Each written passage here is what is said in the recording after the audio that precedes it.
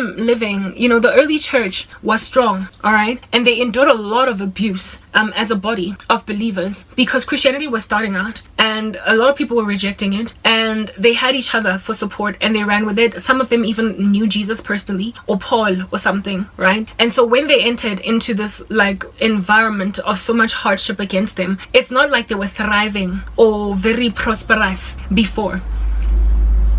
General wealth per capita of human beings in the 21st century has of course increased in comparison to the early church. So many of the early church folk were, tilling on farms. They worked by the sweat of their brow. They milked cows. They baked bread from scratch instead of buying it from a local FMCG. They lived very simple lives. They did not have things to flash. Few individuals owned a horse and a carriage. You had to be super wealthy. For the better part, most people just walked. Most people didn't even own horses. They just walked, and all of their clothes looked the same. They were, just these drapes over their bodies, and so therefore there weren't all these ornate colors. There was not a fashion trend, and there were very clearly marked classes in society where those are the peasants and those are the rich people. That's the king and these are the people on the ground. Very rarely did they ever mix together. Now today you can walk in a mall and there be like a prime minister in the same mall with you,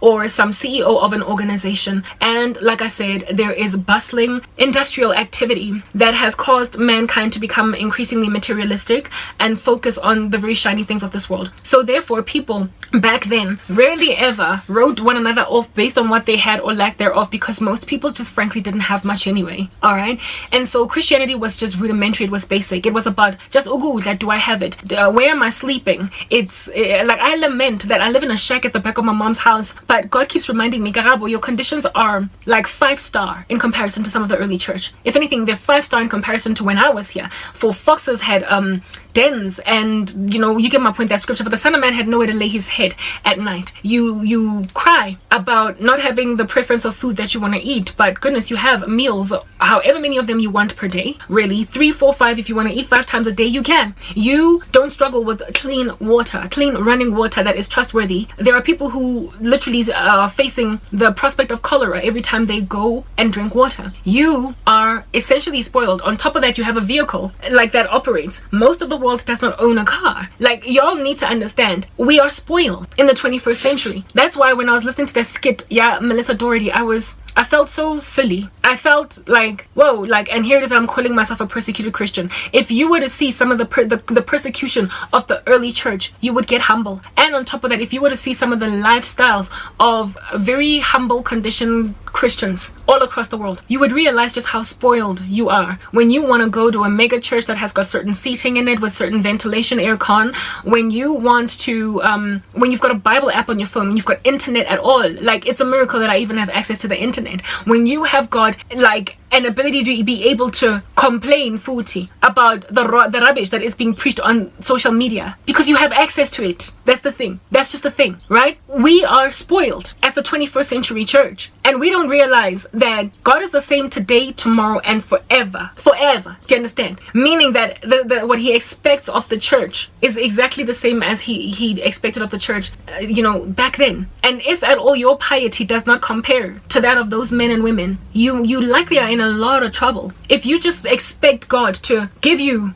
like comfort, if you expect God to give you that husband, that car, that job, whoa, where is that in the scriptures? Like, you win some, you lose some. It is guaranteed that you're going to be persecuted. But some people are also told that they're going to die for their faith rather than get deliverance or breakthrough. Indeed, there are wealthy men and women that have existed in the scriptures, but God did not guarantee wealth to everybody, or even middle income status to everybody. I come from the middle class, and I am still having my entitlement uprooted out of me 8 years after losing everything. I'm still upset at the fact that my family members treat me like trash, when some people in very hostile nations I get that hate the gospel, like Iran. When they turn to Jesus, they can't even evangelize their family members with any relative ease. They have to literally live in hiding. Do you understand? And when then their family members find out and they want to kill them, they take it in their stride because apparently they have become an infidel against Allah. And so whatever is going to come at them, they take it. Their hearts are broken. Yes, family members are treating me like trash,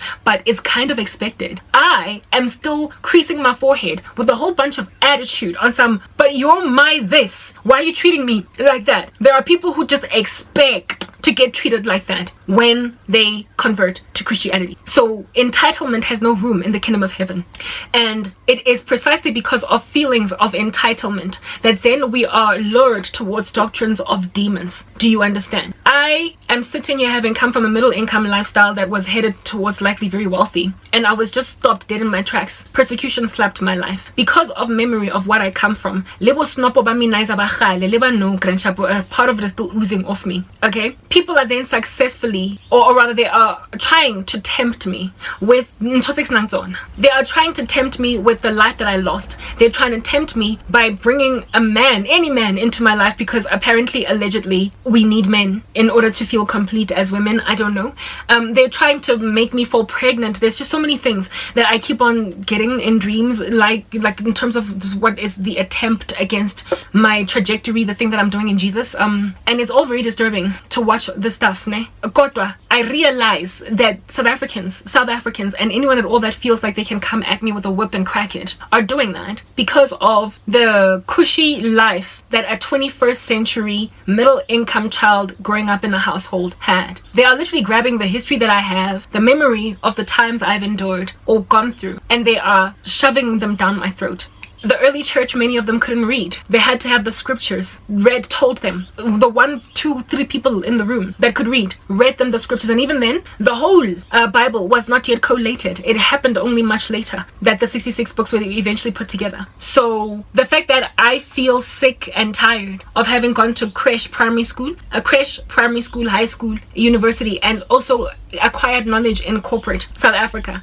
The fact that I feel like, but how do I gather all that information and then find myself unemployed? It's like the early church, some couldn't even read. You have access to an entire Bible and you haven't even read it from cover to cover. I admit I haven't read all from Genesis to Revelation. I have got it at my disposal. Do you understand? And yet I am feeling entitled to be respected because I went to primary school, I went to creche, I went to high school, I went to varsity, and I went and I said, what is this? I also gathered knowledge in corporate. The Lord does not look at stuff like that. Yes, the Lord cares to give us a reasonable, feasible life in the ecosystem, environment, and time and history that we live in, but we ought not feel entitled to any of it. Therefore, it is the feeling of entitlement that causes people to eventually capitulate to consulting randoms, consulting sangoma, consulting your spiritists, your mediums, because obadi lemos. So you deserve a job, and as a result, then you go on right ahead for the life of you to say, if God won't give me umsebenzi since ngifundeka buhlungu kangaka esikolweni, then I'm gonna go and get it, because what a waste of my education, what a waste of sitting out those lectures at Wits University